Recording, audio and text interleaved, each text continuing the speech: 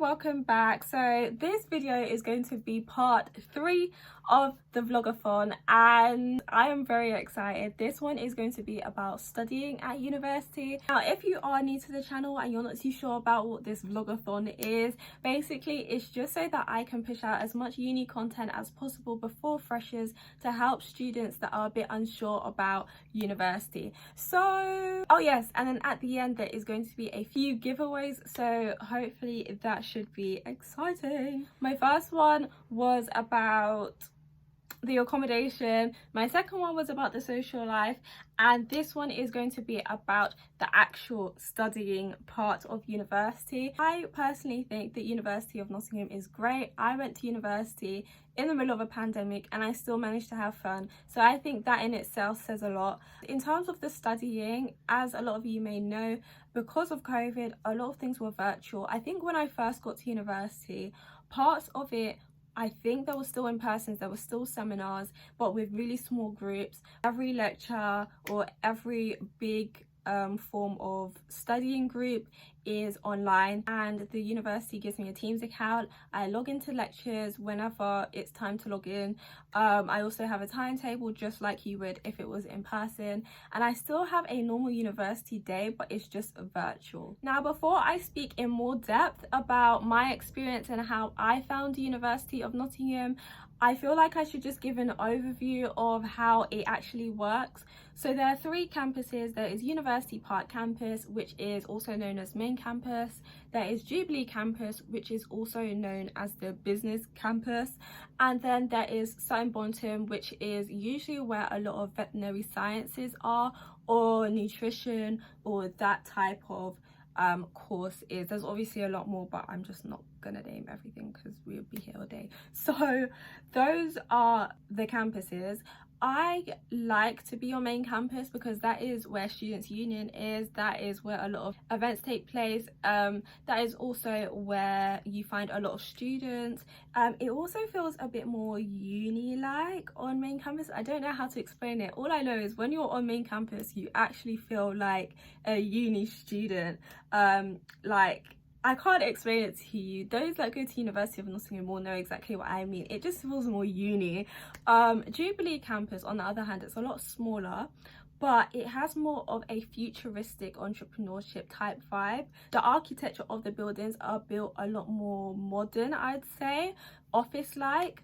That would be the campus I would be studying at, even though I do an economics course, but the particular economics course I do, which is industrial economics, would be on that campus for some reason. I think it comes under the business school because industrial economics is economics applied to industry, which is businesses. So I'm assuming that's why I'm on Jubilee campus, but there is Jubilee campus, and then there is Sutton Bonton. So I've never actually been there, but I've heard that it's a lot more rural, so it's a lot more green. But I think that's because a lot of the courses on there are to do with that type of environment. So even veterinary science, like, you would probably need a lot of green space and labs and that type of stuff in order to do your course. Now what I would say is I feel like I'm actually kind of glad that I didn't really have the responsibility of going into lectures, because even though it was virtual and the social aspect of it was probably hindered, I'd say that when I had 9 a.m.s, me getting my puffer jacket to walk to my lecture on Jubilee campus would have probably seemed so long. But because it was virtual, I could just sit in my room, you know, have my little glasses on and, you know, do my little work and then do what I need to do after. So in that respect, it was very convenient and very comfortable for me. And also on main campus and Jubilee, I think, I'm not too sure about Sutton Bonton to be honest, but I know there are also libraries and study places that you can go to. If you know me, you know I always used to go to Monica Partridge on main campus. It's a study centre. If I can find a video, I'll probably put it in this video. But It's always like a study center, has loads of tables, seminar rooms, and I found I got so much work done. I'm not really the type of person that works really well in my room because I see that as my relaxation zone, so I had to leave that zone to get my work done. But there's also libraries where you can also study. There's also cafes and things like that if you kind of like the cafe vibe to kind of work. And there's also Portland building, which have a lot of cinema,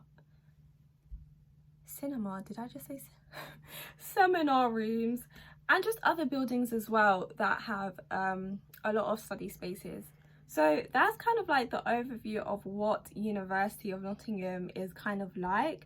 But in terms of my experience of what it was like studying there, I'd say that the caliber of teaching at Nottingham is very high. Obviously it's a Russell Group, not that a lot of people tend to look at Russell Group nowadays, but I'd say that it's pretty up there in terms of research, and also in terms of the teaching.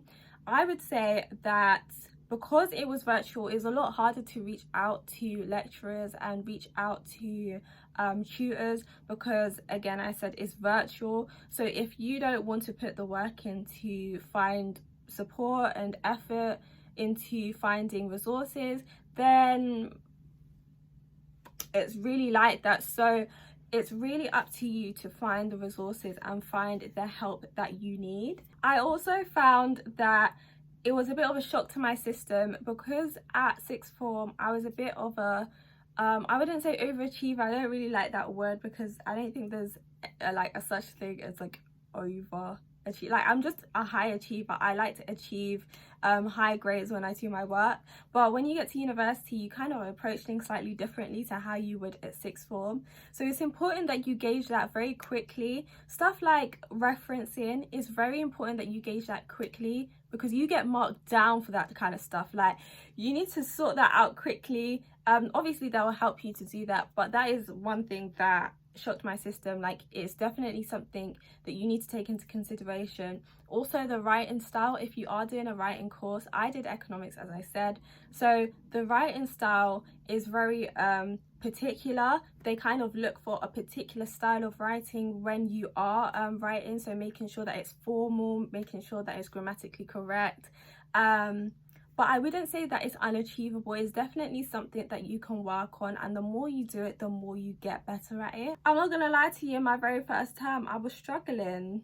Like, I was really struggling, and by the end I was sitting comfortably doing my essays, and when I was getting my grades back, I was shocked. I was taken back by how good some of the grades were, and I think that was only because I was putting in the effort. I was trying hard in terms of the way that I was writing. My writing was becoming a lot more sophisticated and a lot more structured, and I think that also improves when you read more. As much as I didn't really want to read that much, and readings were exhausting for me because I'm more like visual ways of learning, but the more I read, I have to admit, my writing did improve. So I'd say that reading actually does help. I'd also say another thing that people do not tell you is course friends are actually so important. I don't know what I would have done if I didn't know people in my course, and I know that because it is virtual, it is a lot harder to find people in your course. So you probably are doing a course, and well, I'm talking about people in my year, they probably did a course and they probably didn't know anyone else doing that course, or knew a few people that was doing that course.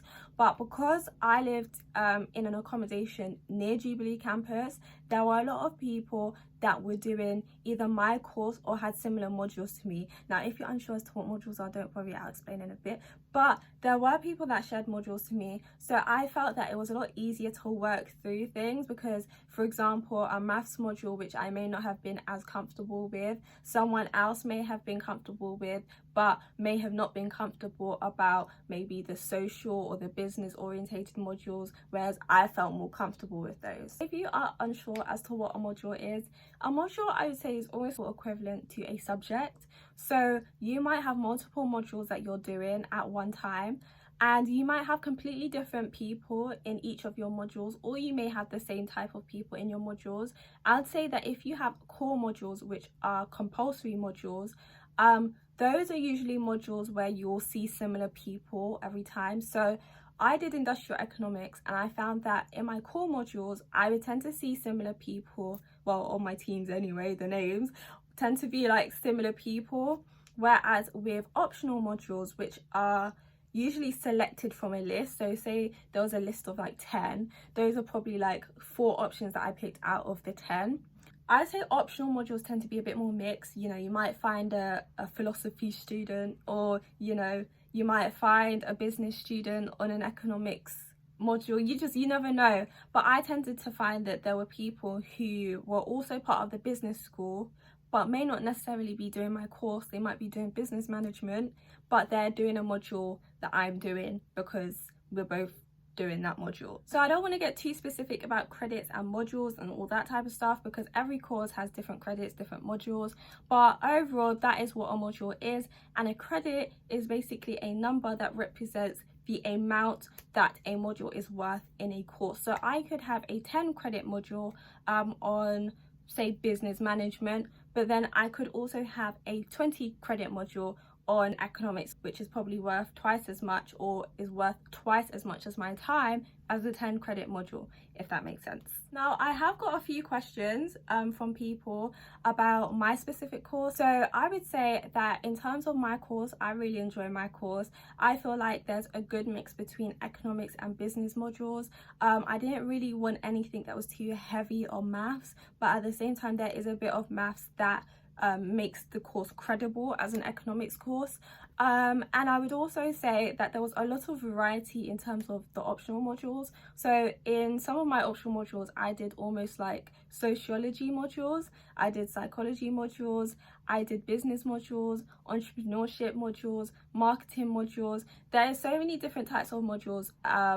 For the way I said modules so much, oh my gosh, but there is so much to choose from my course. So that's what I love. I love flexibility. I love the fact that I have variety as well. So that is what I love about the course. Obviously, there is no course that doesn't require any work. Every course requires work. So obviously you have to put the work in for your course, and the amount of work you put in also determines on how easy or hard it will be. So if you put no work into your course, it's going to be hard. If you put a lot of work into your course, or you have a lot of knowledge on your course, then it's going to be deemed as a bit more easy. Now, a lot of people were asking me about part-time jobs, societies, all of that, you know, how do you juggle your time? And I'll probably do a separate video on how to juggle time. But I would say that there is definitely space and time for you to have a part-time job, but it's definitely about how you juggle those things and whether you stay on top of everything. If you ever get to the point where you feel like your job is taking over your studying time, it's time to reduce your work hours. You know, never prioritize your job over your studies. For me, I never actually worked during my first year. I worked the summer before, and I saved up and I used that money to help me throughout the year.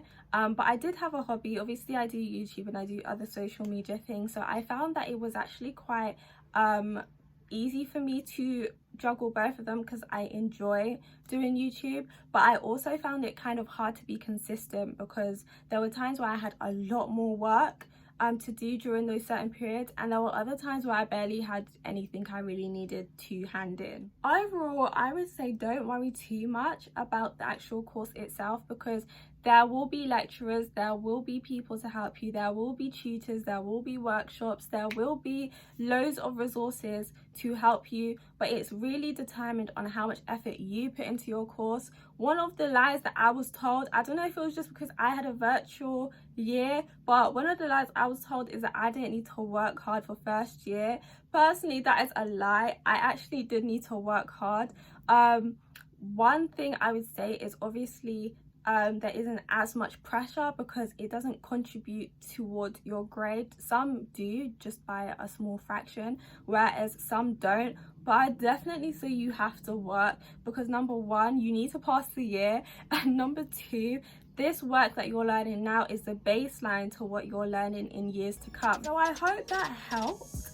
I hope that you also subscribe to my channel because there will be plenty more videos to help you as part of my vlogathon. Also, make sure to like and leave a comment down below and share with other university students who may be a bit unsure as to what to do to prepare for uni. So put your post notifications on so you're notified as to when I upload another video. And that is pretty much it. Thank you so much for watching. Until next time.